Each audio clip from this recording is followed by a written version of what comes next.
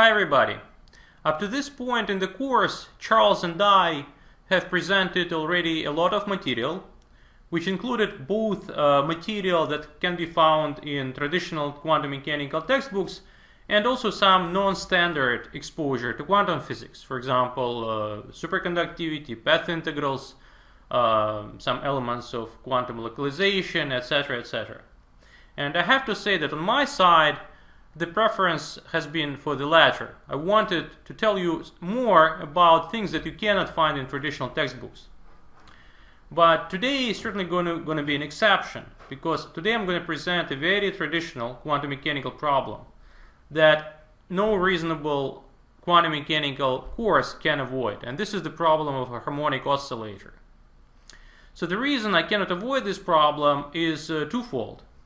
So first of all, a quantum harmonic oscillator, the problem of quantum harmonic oscillator is relevant to a variety of various experimental systems, ranging from cold atoms where atoms are trapped in a quadratic potential to, let's say, molecules whose low energy oscillations are described by harmonic oscillator, to quantization of light, to quantization of oscillations in crystals, so-called phonons. We're going to actually discuss them soon, and many other things.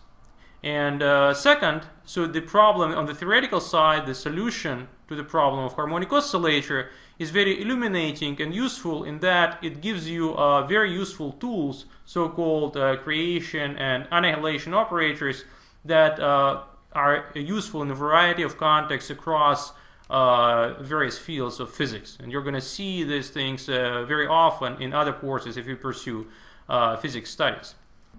But before solving the quantum harmonic oscillator problem, let me remind you the story behind the classical harmonic oscillator. And here I have an example of a classical system which exhibits these small oscillations near an equilibrium position, and these oscillations exactly are the harmonic oscillator motion. So on the mathematical side, what happens here, of course, is that the mass here experiences the so-called Hooke's force, which is proportional to the displacement x of the spring relative to its equilibrium position. So let's say here, this is my x-axis, and let's say we have an equilibrium position somewhere here, so this is my 0. So this is x, and the force is proportional to this displacement, and in this case, at this moment of time, it's this Hooke's force x in this direction, in the negative x direction. Now, I can write this force, of course, as a minus gradient. In this case, it's just one-dimensional gradient, or just the derivative with respect to x, of some potential. And to produce a linear force, of course, I need to differentiate a quadratic potential. So in this case, it's kx squared over 2. And this is exactly the potential energy of a harmonic oscillator that eventually is going to appear in our Schrödinger equation in the quantum version of this problem. Now, on the classical side, though, what I have to do is I have to solve the second Newton law presented here. So, and the second Newton law, of course, is just mass times acceleration. The second derivative of x is equal to all the forces. In this case, there is just one force in this example. Let's see if we ignore gravity, which is not going to modify it too much. But in this case, it's going to be just one force, which is the force due to the Hooke's law. And if I write this equation, if I divide this equation by m, and instead of writing the second derivative, I will write it in the compact form, x with two dots on top. So I can write it as x 2 dots plus omega squared x is equal to 0, where omega is equal to the square root of k over m. And a solution to this differential equation is sines or cosines with some arbitrary phases, and it's up to us which solution to choose. So there will be some amplitude here, so we can choose a sine or we can choose a cosine. And as long as we have two free parameters which will determine the initial conditions, the initial position and the initial velocity, these are all general solutions of this classical problem. So let me choose, for example, the sine solution and present it here. So this is the solution to this harmonic oscillator. Now, to move further, let me choose a particular initial condition which I can do, which corresponds to x of t equals 0 being 0. So let's say the initial moment of time at the position of our harmonic oscillator was exactly the equilibrium point, just for simplicity. And in this case, this is my solution.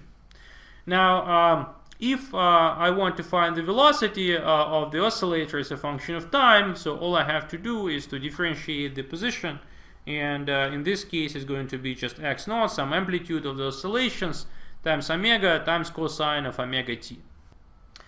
So what I can do now, I can write the energy of the system, which is not a function of time, as we shall see in accordance with the conservation law, which would be a sum of the kinetic energy mv squared over 2 and the potential energy v of x, which is equal to 1/2 kx squared.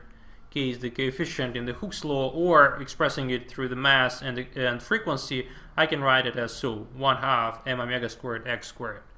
And this is, by the way, the form in which it typically appears in the literature, in particular in quantum mechanical literature. So now indeed, if we plug in this result into the energy, so the energy is going to be equal to mv squared over 2, so we're going to have m over 2 x naught squared omega squared plus cosine squared of omega t from this velocity term, and potential energy plus m over 2 x squared x naught squared omega squared from here, sine squared of omega t. And then we can use the fact that cosine squared of an arbitrary angle plus sine squared of the same angle is equal to 1. And so we see that indeed the energy is simply this. So, and the energy is conserved. Indeed, in accordance with the energy conservation law. But of course, even though the energy E here is not a function of time, the two terms in this equation, the kinetic energy and the potential energy, are functions of time. So x is a function of time and the velocity is a function of time. But they work in unison with one another in such a way that their sum, this sum, is a constant. And if we plot this, so let's say the x-axis here is going to be m omega times the coordinate, and the y-coordinate here is going to be the momentum. So we see that this trajectory, basically in the phase space, describes the motion of a harmonic oscillator. It's a motion on a circle. And the radius of the circle is determined by the energy of our harmonic oscillator that we.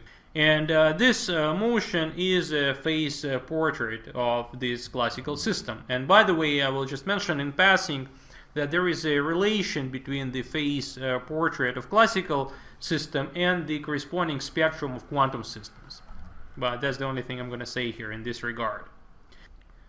So now let us move closer to the main subject of today's lecture and make the oscillator quantum. So the motivations to do so are many, as I said. So for example, we can think about, instead of having a classical mass on a classical spring, we can talk about, let's say, a two-atom molecule and the oscillations of this molecule relative to the equilibrium position of the atoms at low energies. These oscillations are going to be described by a quantum harmonic oscillator. So of course there are many more examples, as I mentioned in the beginning of the lecture. Let me just mention another one. So for instance, if we're talking about the behavior of a quantum particle in a rather arbitrary potential v of x, so let's say something like this. So if we are interested in low energy behavior of the particles and we're near the minimum of the potential, we can always expand the potential v of x near the minimum, so it's going to be v of x naught, so this point, plus v prime of x naught, x minus x naught, and this is 0 because this is the minimum, plus the second derivative over 2 x minus x naught squared, and modulo this overall constant, which is just shifts the minimum of energy, and this shift of the equilibrium position, so the remaining part of this potential is really the quadratic potential that we have in the harmonic oscillator problem. So what I'm saying here is that you can almost always approximate a reasonable potential well near the minimum of the well with the harmonic oscillator, if you have a smooth function. Of course, if you have a square quantum well, we cannot do that, but in most cases you have a smooth potential, and in this case we can just replace it at low energies with this harmonic oscillator. So now let me erase this stuff and move further. So how to formally go from the classical harmonic oscillator in this potential to a quantum harmonic oscillator. So to do so, we have to pretty much do the following mathematical procedure. We can just put a hat here, and that's it. So that's how we make the oscillator quantum. So, well, seriously, what we have to do, we have to replace the energy of the oscillator. So the energy, remember, we derived in the previous slide for the classical harmonic oscillator. So now we replace the energy of the oscillator with the Hamiltonian, which is an operator.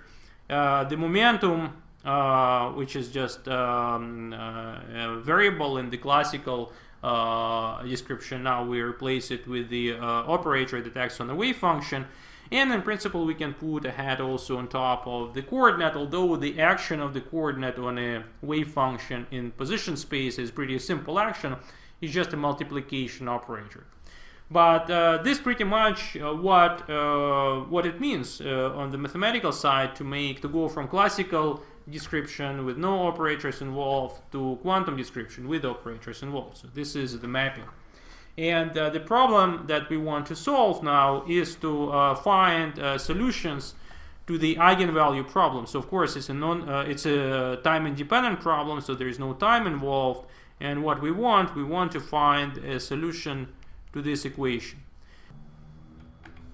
So when solving this Schrödinger equation, and in particular when thinking about the allowed energy levels, so what we should keep in mind about this harmonic oscillator potential is one property that makes it very different from what we have seen before.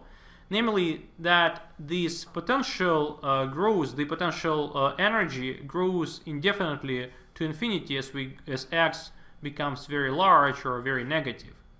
So there is no room here for plane wave-like solutions propagating to infinity, and the only thing we may have here are discrete states corresponding to particles localized in the vicinity of this x equals 0. And to determine these energy levels, this harmonic oscillator spectrum is exactly the main problem we're going to be focusing on in the next couple of videos.